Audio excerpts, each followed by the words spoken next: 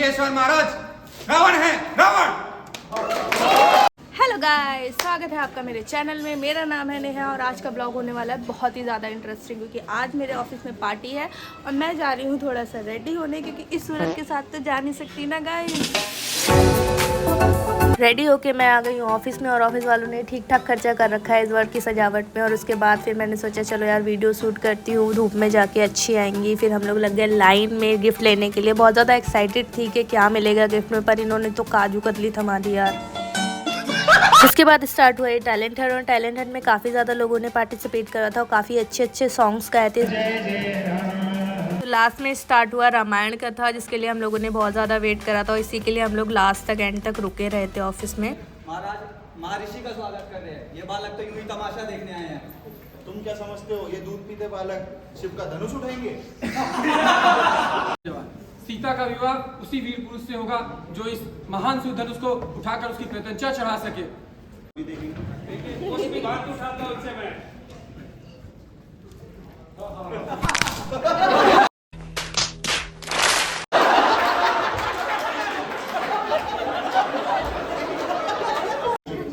बहुत हुआ, अब और उपहास ना हो तो ही अच्छा है। क्या इस भरी सभा में कोई भी ऐसा वीर योद्धा नहीं है जो इस महान शिव धनुष को उठाकर उसकी प्रत्यंचा चढ़ा सके? अरे धनुष उठाने की बात तो दूर, इस धनुष को कोई हिला तक न सका। लगता है ये धरती वीरों से वीरान हो गई है। बस महाराज बस। आप तो ये धनुष ही क्या चीज है? मैं इस पूरे ब्रह्मांड को एक गेंद की भांति उठाकर इस तरह पटकूं कि उसके टुकड़े टुकड़े हो जाए। लक्ष्मण, मुझे क्षमा करें भैया, आपके लिए अपमानजनक बातें मुझसे सहा नहीं गई। अगर आप मुझे आज्ञा दें तो मैं राजा जनक की बातों का उत्तर देना चाहूंगा। शांत हो जाओ, अपने स्थान पर बैठा जाओ।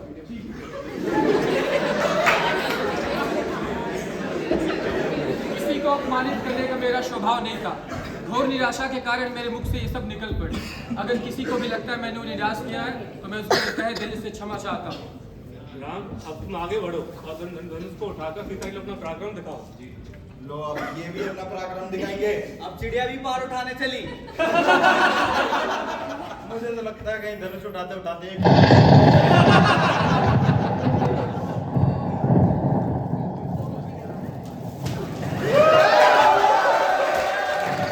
ये अयोध्या नरेश दशरथ के पुत्र राम और लक्ष्मण है। आप बड़े इस अवसर पर पधारे, आइए स्थान ग्रहण कीजिए। इन मीठे शब्दों से तुम हमें नहीं बहला सकते मुख जनक। हम पर्वत पर तपस्या कर रहे थे कि तभी हमें हमारे आराध्य भगवान शिव के धनुष के टूटने की घोर ध्वनि सुनाई दी। हम यहाँ ये जानने आए हैं ये दुस्साहस किसने किया? बोलता क्यों नहीं है मोर? बता जल्दी, किसकी मृत्यु हमें यहाँ खींच लाई है? बोलता क्यों नहीं है बोल, अन्यथा जहां तक तेरा राज्य है वहां तक की पृथ्वी को उलट पलट कर देंगे, तेरा सारा राज्य नष्ट कर देंगे। प्रभु, शिव का धनुष तोड़ना ये तो कोई आपका दास ही कर सकता है। ये पाप मुझसे हुआ है, आप मुझे बताएं। सेवक नहीं, शत्रु है जिसने ये दुस्साहस किया है। जिसने ये शिव धनुष तोड़ा है वो मेरा शत्रु है। सावधान विश्वामित्र जनक, जहां भी वो अपराधी छिपा हुआ है उसे बाहर निकाल के हमारे सामने खड़ा करो, अन्यथा हम उस द्रोही को मृत्यु दंड देंगे।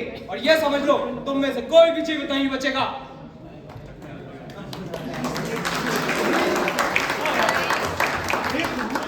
एक धनुष के टूट जाने पर इतना क्रोध है? हमने तो बचपन में कई सारे धनुष तोड़ दिए, तब तो हम पर किसी ने क्रोध नहीं किया। हटी बालक, होश में बात कर। भगवान शिव के धनुष को बच्चों के खिलौने के बराबर समझता है। ब्राह्मण देवता, आपको दिखता होगा धनुषों में फिर। हम क्षत्रिय हैं, हमारे लिए तो सभी धनुष एक समान है। लगता है तुझे अपने जीवन से मोह नहीं रहा। मुझे मोह है या नहीं ये तो नहीं पता, परंतु एक धनुष के टूट जाने पर आप तो बच्चों की तरह बिलबिला रहे हैं। रघुवन ने उसे हाथ लगाया और वो टूट गया, इसमें उनका क्या दोष? हट।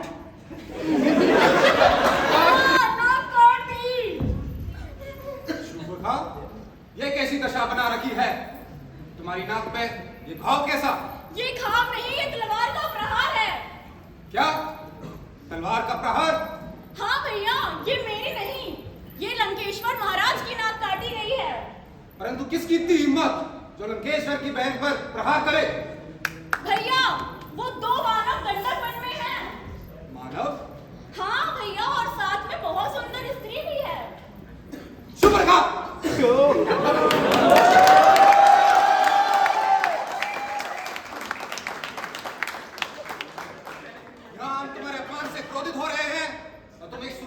बारे में बता रही हो? यही तो बता रही हूँ। ये बताओ किस कारण उसने तुम्हारे नाक पर प्रहार किया है और लंकेश्वर को ललकारा है? यही तो बता रही हूँ भैया। सिर्फ सुंदर मानव स्त्री नहीं, ऐसी स्त्री जो अप्सराओं से भी सुंदर है। इसीलिए जब मैंने उसे देखा तो मैंने सोचा उत्तम वस्तु महाराज के पास है तो उसी प्रकार नारी भी उस वर नारी लंकेश्वर के पास होनी चाहिए। यही सोच के मैं उसके पास गई। तब दोनों भाइयों ने मेरे ऊपर आक्रमण करके मेरी ये दुर्दशा कर दी। उतना ही नहीं, मेरी नाक काट के मुझे आपको चुनौती भेजी है। लंकेश्वर महाराज रावण है, रावण।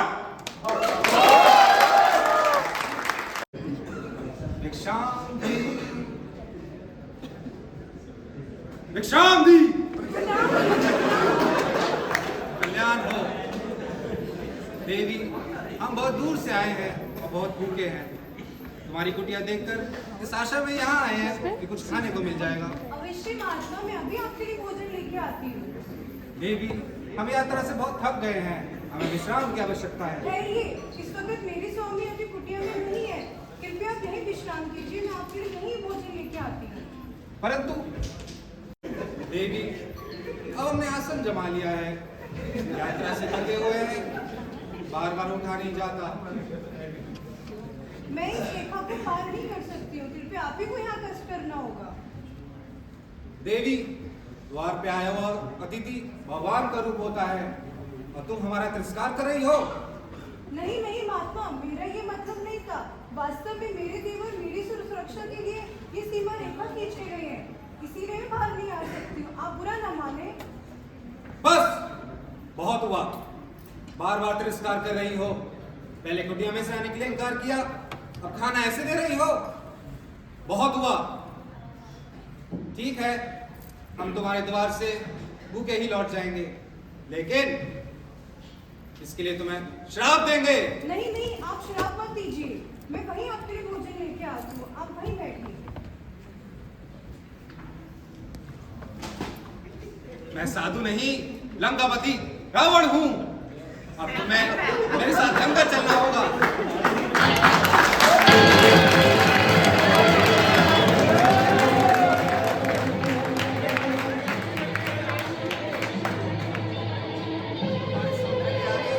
अप्सरा भी तुझ है, मैं तुम्हें अपनी रानी बनाऊंगा।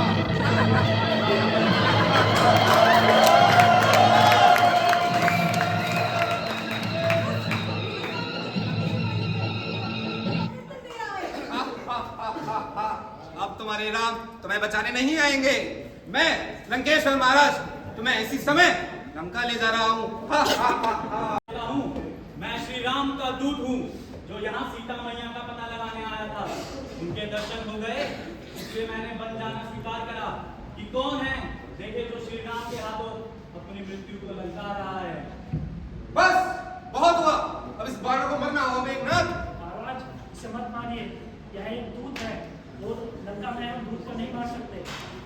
सही कह रहे हैं चाचाजी, एक दूत को मृत्यु दंड नहीं दिया जा सकता, किंतु अगर दूत राजा का अपमान करे तो उसे अन्य प्रकार के दंड तो दिए जा सकते हैं, जैसे उसका सर उड़वा दे या उसके अंग भंग कर दिया जाए। सही कहा। वानरों को अपनी पूंछ से बहुत प्यार होता है। इसकी पूंछ में आग लगा दी जाए और इसे लंका में घुमाया जाए।